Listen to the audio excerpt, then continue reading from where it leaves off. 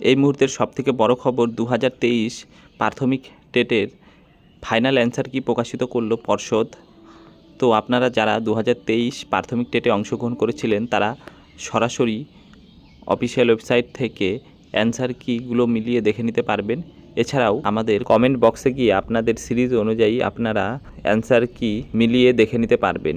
এর পাশাপাশি আরেকটি গুরুত্বপূর্ণ খবর হলো দীর্ঘদিন যাবৎ 2022 টেট পাস চাকরি প্রার্থীদের দাবি ছিল প্রায় 50,000 শূন্য পদে ইন্টারভিউর নোটিশ জারি করা।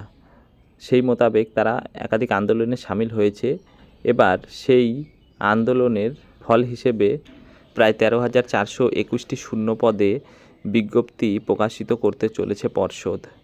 পর্ষদের তরফ থেকে জানানো হয়েছে পুজোর পরপরই প্রায় 13,421টি শূন্য পদে ইন্টারভিউয়ের জন্য প্রার্থীদের ডাকা হবে।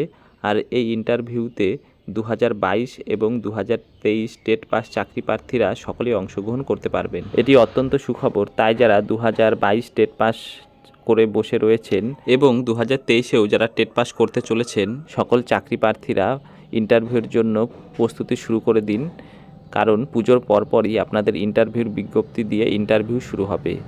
সামনে যেহেতু 2026 বিধানসভা ভোট, তাই মনে করা হচ্ছে 2026 বিধানসভা ভোটের আগেই এই নিয়োগ প্রক্রিয়া সম্পূর্ণ করতে চলেছে পর্ষদ।